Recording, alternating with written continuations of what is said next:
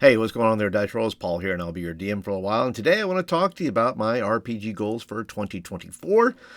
But I can't tell you about those until I tell you how much of a failure 2023 was when it came to my goals. You can watch the video, I'll put it up here somewhere. But I literally thought I could play 19 different game systems. I thought I could do 19. I thought, well, I could do one or two possibly a month.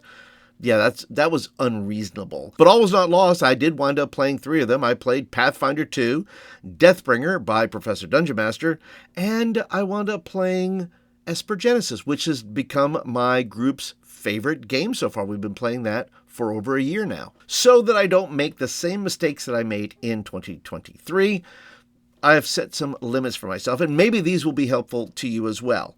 Let me go ahead and just share with you a few of the baselines that I've put in place for myself to help myself decide what it is I'm going to play, why I'm going to play it, and so forth. Okay, so one of the standards I put in place for myself is defining the new game's scope, right? I'm gonna first of all, number of games, right? I can't do 19. Clearly, I cannot do 19 games. So I have chosen 5 games for this year, which I'm going to share with you in just a second. And that's realistic for me. You may say I can do more or less based on your schedule, but you do you. I know my schedule, and I know that 5 is probably going to be good for this year. And then what kind of games did I want to choose, right? I wanted to choose some OSR games. I wanted to introduce some more crunchy mechanic games. I wanted to try some, off the grid type of games that I wanted to play. And then the third thing I set in place for myself is the commitment level. And for me, I just want to run one-shots. I don't want to run campaigns with it because it's just going to take up a lot of time. I want to play the one-shot just so I can get the vibe and the feel of the game and whether or not I want to run a campaign with it. The second thing I've done in choosing the 5 games is I've done a little bit of research, okay? So I'm looking at what other people are talking about and whether or not that's of interest to me.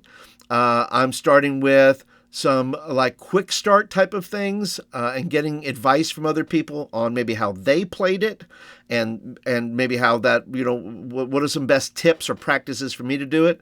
And then the third thing for that is just a variety of games. Some of them are a sci-fi fantasy mix. Some of them are strictly fantasy. Some are grimdark. And so I wanted a variety of games that I could play this year that would just give me just a generous wealth of knowledge of the different types of systems that are out there. The third thing that I'm doing this year that I didn't do last year is I planned in advance. I planned my session. So I have a bunch of games kind of up and ready to go on my start playing. And so if you're interested in any of those games, I'll put a link down below if you want to help me achieve my goals this year. I've also set up some times in my local gaming store. In fact, I completed one of my games for this year just recently, and I'll tell you about that in a second. So I have scheduled a bunch of one-shots. I have scheduled one campaign, but that's based on something I already know. It's not a new system. I've set my sessions short, which I normally do anyway, 2 to 3 hours. And then I'm also trying to prepare minimally. So it's not a huge hassle for me. It's not a huge hassle to bring 10, bags of books or whatever it is I bring. I try to really set up minimal. In fact, I'm going to show you that I have a video coming out soon about minimalism and what I think is minimal for me.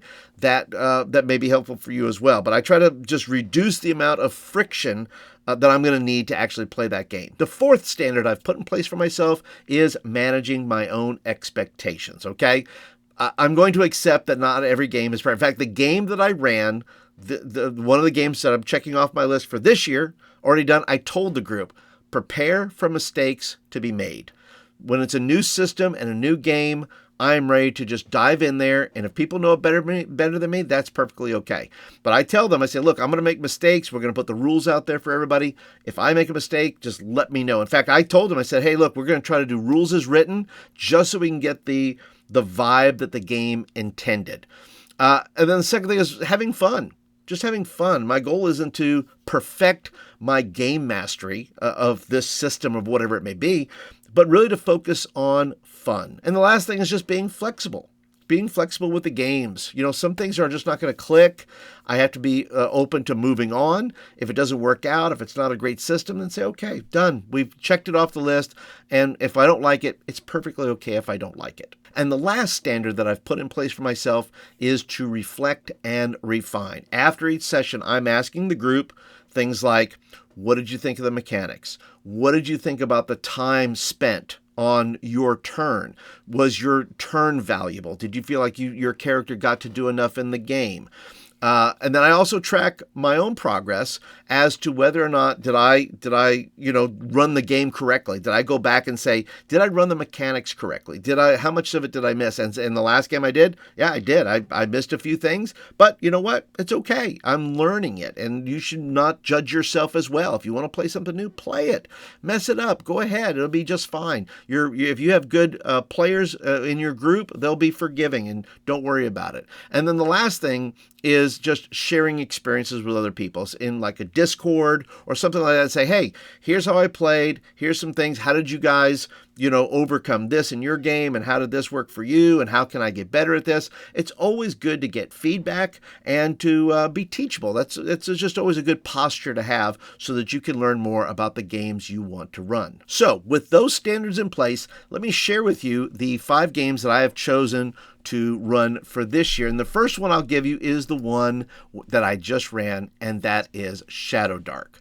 Shadow Dark was a lot of fun. I'll do a whole video on just this game because I feel like the game went so well. I'll talk about the adventure I did. I'll talk about some of the mechanics. I'll talk about what some of the players said to me about the game. But Shadow Dark is already off my list, but it's a game I'm going to revisit. The next game that I am going to try to run this year is Symbaroum. That's right, Symbaroum. And it's on my list because, once again, this is that kind of... It is a bit grimdark, but I believe it. If I remember correctly, I think it's a roll under. So the mechanics are very different as how you do things, and I'm fascinated by the mechanics. So I'll dive into that more and tell you more about it after I run it.